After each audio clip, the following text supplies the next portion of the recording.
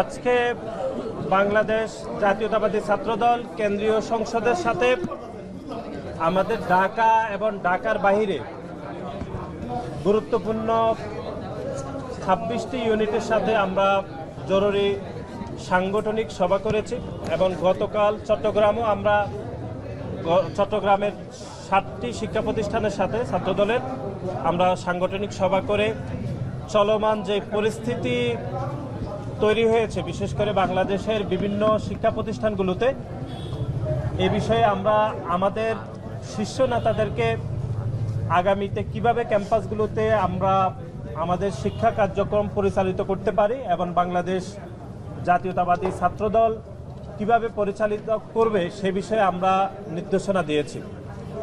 আপনারা সকলে অবগত আছেন যে চট্টগ্রাম সিটি কলেজে একটি গ্রাফিতিকে লেখাকে কেন্দ্র করে শিবির যে অনাকাঙ্ক্ষিত ঘটনা ঘটিয়েছে, বিশেষ করে বাংলাদেশ জাতীয়তাবাদী ছাত্রদলের নেতৃবৃন্দের উপর যে হামলা করেছে এবং তার হামলার রেশ ধরে আমরা দেখেছি বিভিন্ন ক্যাম্পাসেও বাংলাদেশ জাতীয়তাবাদী ছাত্রদল এবং বাংলাদেশের সাধারণ শিক্ষার্থীদের উপর তারা হামলা করেছে এবং গতকাল পাবনার ঈশ্বরদীতে আপনারা দেখেছেন যে সেখানে ছাত্রদলের নেতৃবৃন্দের উপর তারা হামলা করেছে। বিএনপির যে একটি পার্টি অফিস ছিল তারা সেটি ভাঙচুর করেছে এবং গতকাল একটি দুঃখজনক ঘটনা আমরা লক্ষ্য করেছি, সেটি হচ্ছে গণপ্রজাতন্ত্রী বাংলাদেশ সরকারের মাননীয় প্রধানমন্ত্রী ছাত্রদলের সাংগঠনিক অভিভাবক জনাব তারেক রহমানের কন্যা এবং ওনাকে ঘিরে যে একটি কুরুচিপূর্ণ একটি এআই প্রযুক্তি দিয়ে যে ছবি শিবিরের এক নেতা দ্বারাই পোস্ট করা হয়েছিল, তার পরিপ্রেক্ষিতে শাহবাগে যে একটি অনাকাঙ্ক্ষিত ঘটনা ঘটেছে, সার্বিক সকল বিষয় নিয়ে আমরা আলাপ আলোচনা করেছি। শুরুতে আমি একটা বিষয়ে আপনাদেরকে অবগত করতে চাই, সেটি হচ্ছে শাহবাগের গতকাল যে ঘটনাটি ঘটেছে সেই ঘটনায় ঢাকা বিশ্ববিদ্যালয় সাংবাদিক সমিতির কয়েকজন সাংবাদিক আহত হয়েছে। সেজন্য আজকের এই জরুরি সাংগঠনিক সভা থেকে আমরা সিদ্ধান্ত নিয়েছি এ বিষয়ে আমরা একটি তদন্ত কমিটি করেছি এবং আমরা সাংবাদিক সমিতির নিকট দুঃখ প্রকাশ করছি আপনাদের মাধ্যমে এবং সার্বিক সকল পরিস্থিতি নিয়ে আমরা আলাপ আলোচনা করেছি। এখন আপনাদের সম্মুখে সার্বিক বিষয় নিয়ে কথা বলবেন বাংলাদেশ জাতীয়তাবাদী ছাত্রদল কেন্দ্রীয় সংসদের বিপ্লবী সভাপতি জনাব রাকিবুল ইসলাম রাকিব। ধন্যবাদ। বিগত প্রায় 5 থেকে 7 দিন যাবৎ চট্টগ্রাম এবং গত পরশু দিন যে পাবনার ঈশ্বরদী সরকারি কলেজে যে ঘটনাগুলো ঘটেছে তার ধারাবাহিকতায় বাংলাদেশ জাতীয় ছাত্রদল সিদ্ধান্ত নিয়েছে যে আমরা বিগত 5 আগস্ট পরবর্তী সময়ে প্রায় 2 বছর হয়ে গেল আমরা যে সম্প্রীতিমূলক ক্যাম্পাস ছাত্র রাজনীতি চালু রেখেছিলাম সেগুলোতে সাময়িক বিঘ্ন ঘটেছে। তার নেপথ্যে যে কারণে থেকে থাকুক সেই বিষয়টি আমরা অনুধাবন করে আমরা ঢাকার এবং ঢাকার বাইরের সকল বিশ্ববিদ্যালয়, শীর্ষ বিশ্ববিদ্যালয়গুলো, কলেজ ইউনিট এবং মহানগর ইউনিটকে আনুষ্ঠানিকভাবে ডেকে আমরা সাংগঠনিক জরুরি মতবিনিময় সভা করেছি এবং সেখানে আজকের এই সাংগঠনিক সভায় আমরা আমাদের সকল ইউনিট থেকে মতামত গ্রহণ করেছি। সেই মতামত এবং নির্দেশনা প্রদান করেছি। যে মতামতগুলো উঠে এসেছে সবাই এক বাক্যে সবাই যে বলেছে যে ক্যাম্পাসগুলোতে মূল সমস্যা হচ্ছে যে একটি গুপ্ত সংগঠন যে গুপ্ত রাজনীতি চালু রেখেছে, যেখানে আমরা অধিকাংশ ক্যাম্পাসে জানতে পারলাম কোনো জায়গায় 2 সদস্য বিশিষ্ট কমিটি, কোনো জায়গায় 5 সদস্য বিশিষ্ট কমিটি, কিন্তু 1.5 বছর যাবত এখানে মব হয়েছে। তাহলে এই মবগুলো কারা করলো? তো তারা সাধারণ শিক্ষার্থীর নামে এই মবগুলো করেছে এবং সেখানে ঐক্যবদ্ধভাবে 15 থেকে 20 জনের একটা ঐক্যবদ্ধ গ্রুপ এই মবগুলো করেছে এবং নানাবিধভাবে ছাত্রদলকে হেনস্থা করা, তারা যেন ক্যাম্পাস থেকে বিতাড়িত হয় কিংবা সাধারণ রিয়েল যারা জেনারেল স্টুডেন্ট তাদের সাথে যেন একটা বিভেদ তৈরি হয়, সে ধরনের কাজের জন্য যা করার প্রয়োজন সে ধরনের মব এবং পরিস্থিতি ক্রিয়েট করা হয়েছে ক্যাম্পাসগুলোতে। সে কারণে সকল শিক্ষা প্রতিষ্ঠান থেকে আমাদের দাবি এসেছে যে গুপ্ত রাজনীতি যদি বাংলাদেশে চলমান থাকে তাহলে এই সংকট নিরসন হবে না।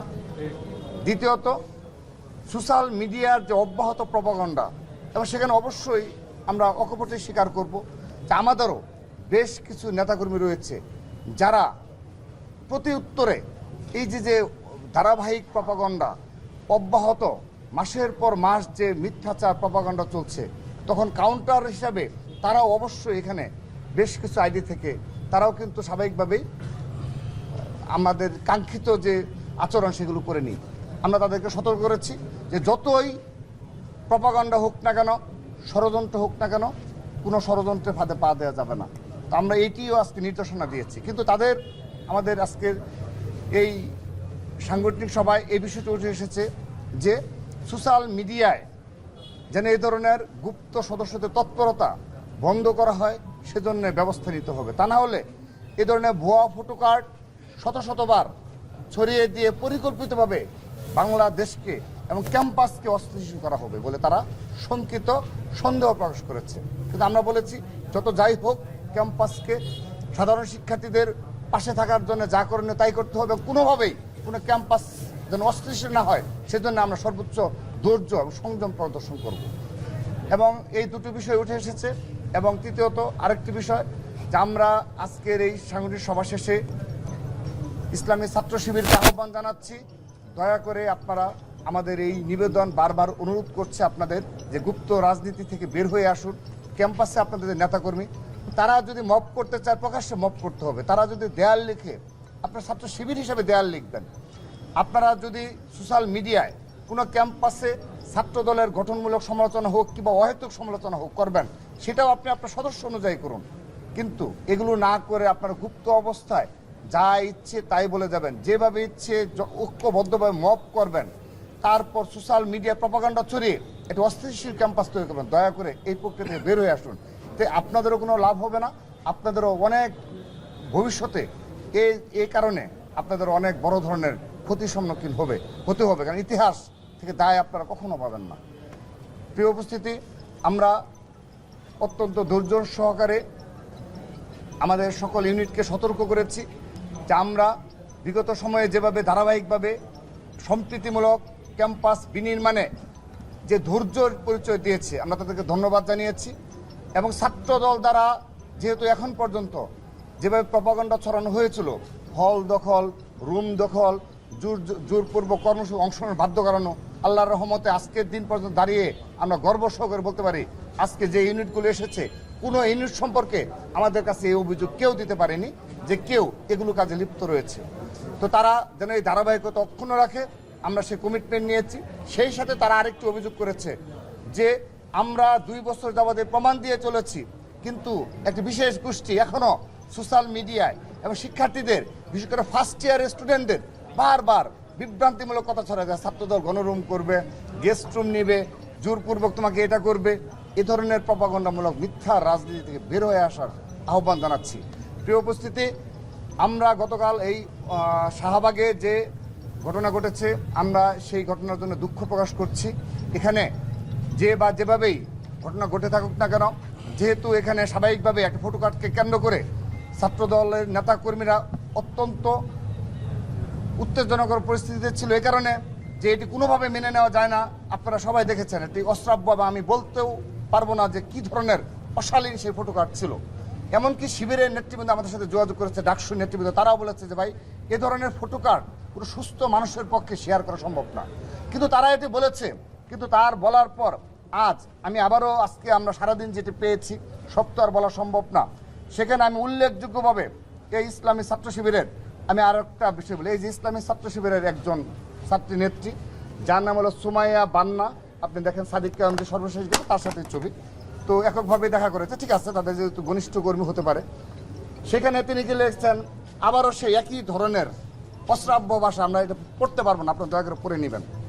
এই সেম গতকাল, যদিও একটু আগে জেনেছি যে সারাদিন তিনি পোস্ট রেখে কিছুক্ষণ আগে তিনি ডিলিট করেছেন। প্রিয় উপস্থিতি, এরকম প্রপাগান্ডামূলক রাজনীতি যদি অব্যাহত থাকে তাহলে কি করে আমরা আমাদের যে কাঙ্ক্ষিত যে বাস্তবায়ন আমরা করছি ঐক্যের এবং তাদের প্রতি আমরা নিবেদন জানিয়েছি ঐক্যবদ্ধভাবে আমরা থাকবো, ফেসিবাদ বিরুদ্ধে লড়াই একসাথে ছিলাম, ক্যাম্পাসগুলোতেও সম্প্রীতিমূলক পরিস্থিতি বজায় রাখবো। কিন্তু এই ধরনের যদি অব্যাহত থেকে থাকে আমরা কিভাবে ছাত্র দলের নেতাকর্মীদের নিয়ন্ত্রণ করব?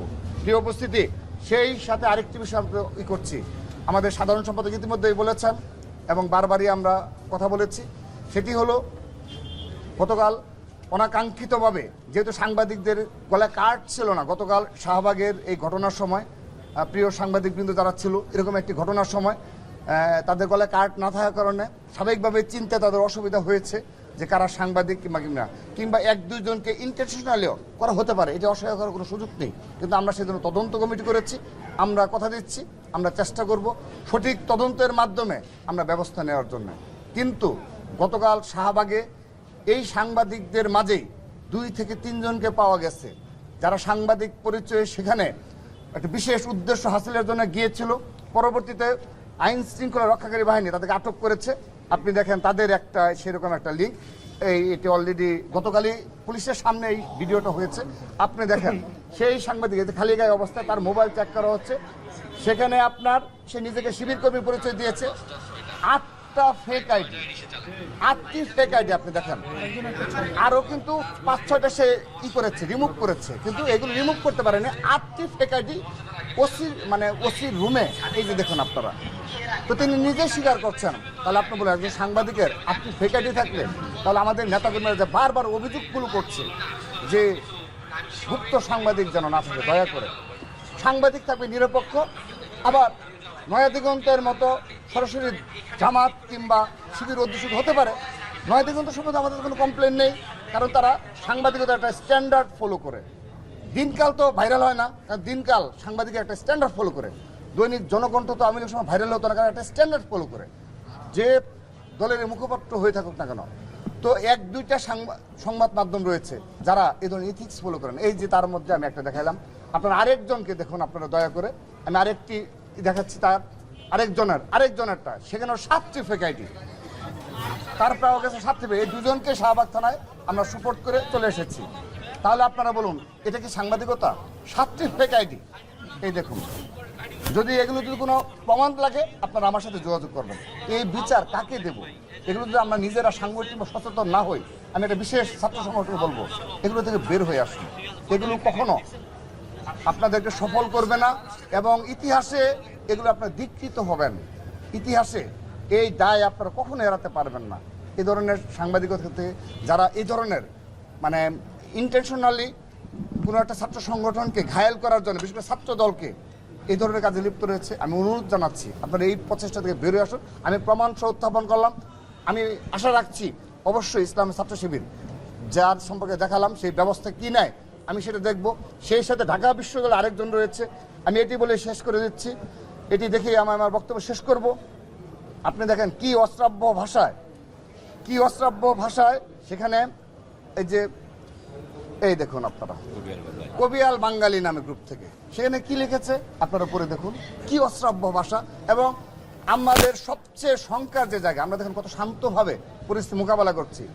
আপনার যত যাই ঘটুক, একটি ঘটনা ঘটলে সরাসরি জনাব তারেক রহমান কিংবা জাইমা রহমানকে নিয়ে তারা এই ধরনের বিকৃত রুচির পরিচয় দিচ্ছে। হোয়াই কেন?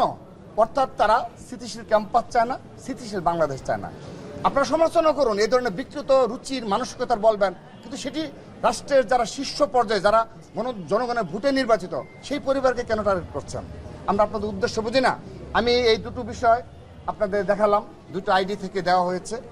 আপনারা, আমি মিডিয়ার মাধ্যমে আমরা দেখতে চাই তারা কি পদক্ষেপ নেয়, কারণ গতকাল তারা কথা দিয়ে গেছে যে এই ধরনের যারা অপকর্মে থাকবে তারা নাকি নিজে সেই পুলিশের কাছে ধরিয়ে দিবে কিংবা ব্যবস্থা নেবে। তো ধন্যবাদ আপনাদের সবাইকে, দীর্ঘক্ষণ অপেক্ষা করিয়েছি, আপনারা ভালো থাকবেন। এবং আবারও গতকালের ঘটনায় দুঃখ প্রকাশ করছি এবং অবশ্যই আমরা আমাদের মতো করে অ্যানালাইসিস করছি। পরবর্তীতে আর কখনো যেন এই ধরনের ঘটনা না হয় আমি তাদেরকে আহ্বান জানাবো। এবং প্রিয় সাংবাদিকবৃন্দ, আপনাদের সাথে দীর্ঘদিন আমাদের ফেসিবাদ বিরুদ্ধে লড়াইয়ের স্মৃতি রয়েছে। আপনাদের এবং আমাদের এই বিভেদের মাধ্যমে কোনোভাবেই যেন ফেসিবাদ আবার আসন গড়তে না পারে সে বিষয়ে আমরা সচেষ্ট। দুইটা প্রশ্ন। প্রথম প্রশ্ন হচ্ছে যে আল মাহমুদের ছেলেরা যার নামে ফেক আইডি খোলা হয়েছে এবং সেখান থেকে জাইমা রহমান এবং মাননীয় প্রধানমন্ত্রী তারেক রহমানকে নিয়ে একটি পোস্ট করেছে যে এই ঘটনার রেস এখন পর্যন্ত চলছে। তো তিনি আজকে বিকালেই ডাকসু ভবনের সামনে প্রেস মিটিং করেছেন এবং সেখানে যে অভিযোগটি তিনি করেছেন, এই যে পোস্টটি করা হয়েছে এবং যে ব্যক্তি আইডি করেছেন বা এটার জন্য সন্দেহভাজন হিসেবে তিনি আপনাদের দলের ছাত্রলীগের অনুসারী যারা আছে তারা প্রবেশ করেছে এবং তারাই এই ধরনের কাজ করতে পারে বলে একটি অভিযোগ করেছে এবং এটি প্রসঙ্গে আপনার বক্তব্য। আমার বক্তব্য বলো। তুমি আগে আচ্ছা, আমরা এই বিষয়ে আমাদের সুস্পষ্ট বক্তব্য হচ্ছে, আপনারা জানেন যে ব্যারিস্টার জাইমা রহমান তিনি সরকারের কোনো অংশ নয়, তিনি বাংলাদেশের একজন সাধারণ নাগরিক। শুধুমাত্র তিনি আমাদের দলের চেয়ারম্যান জনাব তারেক রহমানের কন্যা, এটি একমাত্র তার পরিচয়। এটি এই জন্যই আমরা শিবিরের এই অভিযোগ এই জন্যই আমরা বিশ্বাস করছি না, কারণ আপনি দেখবেন যে 5 তারিখের পর থেকে আপনি সামাজিক যোগাযোগ মাধ্যমগুলোতে ধারাবাহিকভাবে যে প্রোপাগান্ডা হচ্ছে, যে কুরুচিপূর্ণ পোস্ট হচ্ছে, যেগুলো আমরা ভাষায় প্রকাশ করতে পারছি না, তারই ধারাবাহিক একটি পোস্ট হয়েছে শিবিরের যে নেতা জনাব জাইমা রহমানকে নিয়ে যে পোস্টে দিয়েছেন। এটি কোনো বিচ্ছিন্ন কোনো পোস্ট বলে আমরা মনে করি না। গত 1.5 বছর ধরে সামাজিক যোগাযোগ মাধ্যমগুলোকে যারা হিংসায় ভরে দিয়েছে, তারা নোংরামি করেছে, কুরুচিপূর্ণ পোস্ট দিয়েছে। এটিটা আজকেই প্রথম নয়, এর আগেও জনাব তারেক রহমান ওনার কন্যাকে নিয়ে পোস্ট দিয়েছে। আমাদের নামে তো একদিনে শত শত পোস্ট তারা দিয়ে থাকে, শিবিরের আইডি থেকে, শিবিরের বট আইডি থেকে। সুতরাং এটি কোনোভাবে প্রমাণিত হয় না যে এই পোস্ট তারা দেয়নি। আমরা লক্ষ্য করেছি সামাজিক যোগাযোগ মাধ্যমে এই পোস্টটি দেওয়ার অনেকক্ষণ পরে, প্রায় 5 থেকে 7 ঘন্টা পরে তারা থানায় গিয়েছে। যখন সামাজিক যোগাযোগ মাধ্যমে তীব্র প্রতিক্রিয়া হচ্ছে, দেশের সাধারণ মানুষ, দেশের সাধারণ শিক্ষার্থীরা যখন তীব্র প্রতিক্রিয়া দেখাচ্ছে, ঠিক তখনই তারা থানায় গিয়ে আশ্রয় চেয়েছিলেন বলে আমাদের মনে হচ্ছে। এবং এটি ধারাবাহিক তাদের প্রোপাগান্ডার অংশ বলে আমরা মনে করি। না, আমি একটু আরেকটু বলি, আমার এর সাথে একটু অ্যাড করে দিই। এই আল মাহমুদ নামে যে ছাত্রলীগ আপনাদের দল Let me finish, তার বক্তব্য, আমার বক্তব্যটা শোনান। তিনি তার বক্তব্য দিয়েছেন, অভিযুক্ত যিনি মাহমুদ। তো এখানে একটি বিষয় খুবই তাৎপর্যপূর্ণ, সেটি হলো যে যেহেতু মানে থানা থেকে তদন্ত করা হচ্ছে এবং আমরাও এটি পুঙ্খানুপুঙ্খ বিশ্লেষণ করছি যে ছাত্র শিবির এবং ডাকসু যেভাবে তার পক্ষ নিয়ে বললো যে তার আইডি থেকে হয়নি, কিন্তু অতীতেও বিভিন্ন আইডি থেকে করার পর ডিলিট করে দেয়, তারপরে বলে আমরা দেইনি। কিন্তু এখানে একটা সুস্পষ্ট প্রমাণ রয়েছে আমাদের কাছে, সেটি হলো বেশ কয়েকজন সেখানে এংরি রিয়েক্ট করেছিল। পরবর্তীতে যখন পোস্ট ডিলিট হয়েছে তখন তারা পোস্ট দিয়েছে, কি ভাই আপনি কি ভয় পেয়েছেন যে আপনি পোস্ট ডিলিট করলেন, আপনি তো সাহসী মানুষ হিসেবে জানি। সেই পোস্ট কিন্তু আমাদের কাছে রয়েছে এবং নিজ দিয়ে অন্য পোস্টে যাও কমেন্টস করছে যে ভাই আপনার আইডি থেকে আমি দেখে এংরি রিয়েক্ট দিলাম, আপনি কেন পোস্ট ডিলিট করলেন। তো যারা ওই পোস্ট দেখেছে, রিয়েক্ট দিয়েছে এবং যারা কমেন্টস করেছে, তারা পরবর্তীতে আবার স্ট্যাটাস দিয়েছে এবং তারা কিন্তু তাদেরই মানে পরিচিত, ছাত্র দলের কেউ না।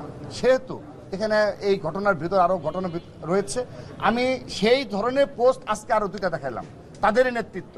দেখি তাহলে কি ব্যবস্থা নেয়। তার যে দাবি ছাত্রলীগ তো এরাই তো ছাত্রলীগের পোস্টেড ছিল। এটাকে আপনি তার এই দাবিটাকে আমরা আমাদের প্লিজ বক্তব্য তো দিলাম, আমি তো একদম মানে অথেন্টিক দিলাম। ঠিক আছে, ওকে ওকে, ঠিক আছে। আপনারা যখন এই সাংগঠনিক বৈঠকগুলো করছেন, ক্যাম্পাসে একটা অস্থিতিশীল পরিস্থিতি বিরাজ করছে, এই ফাঁকে চট্টগ্রামে আজকেও প্রায় 10 থেকে 15 জায়গায় নিষিদ্ধ সংগঠন, যেটি এখন বর্তমানে আইডি নিষিদ্ধ, সেই ছাত্রলীগ বিভিন্ন জায়গায় মিছিল করছে। যে আপনাদের যে এই বিভাজন, এই বিভাজনের মাধ্যমে কি সামনে আগামীতে আপনাকে হ্যাঁ আমি এক মিনিট শেষ করে দিই। এটি আমার একটা বক্তব্য বলি শুনান। আমি সুস্পষ্টভাবে এই কথাগুলো আমরা বাংলাদেশ জাতীয় ছাত্রদল বারবার আমরা বলেছি যে এই বিভেদের একমাত্র সুযোগ নেবে এই ফেসিস্ট ছাত্রলীগ, আওয়ামী লীগ। এখানে একটা কথা বলি, আমরা বাংলাদেশ জাতীয় ছাত্রদল কখনো কোনো পর্যায়ে গুপ্ত অবস্থায় রাজনীতি করিনি, আগামীতেও করব না। কিন্তু উসমান হাদির সেই বিখ্যাত উক্তি নিয়ে বলতে চাই, আবারও যদি এই ছাত্রলীগ যেভাবে পুনর্বাসিত হচ্ছে, কিংবা কেউ না কেউ ঘোষণা দিয়ে ছাত্রলীগ আওয়ামী লীগ পুনর্বাসন করছে, এনসিপি দলে নিচ্ছে, কিংবা শিবির তো ইতিমধ্যে তাদের নিয়েছে, তো আগামীতে যখন হবে, যদি কোনো কারণে তারা পুনর্বাসিত হয়, এই উসমান হাদির কথায় আমি পুনরাবৃত্তি করতে চাই যে তারা কিন্তু আবার গুপ্ত অবস্থায় চলে যাবে। অলরেডি সে কারণে তারা কমিটি প্রকাশ করছে না। আমরা যে শিবির যে আজ কমিটি প্রকাশ করছে না এবং তারা যে গুপ্ত অবস্থায় রয়েছে, মূল কারণ জনগণকে ফাঁসিয়ে দেয়। সাধারণ শিক্ষার্থীরা আবার প্রয়োজন নির্যাতিত হবে, ওদের তো কোনো সমস্যা নেই কোনো। সবাইকে ধন্যবাদ। ধন্যবাদ। সবাইকে ধন্যবাদ।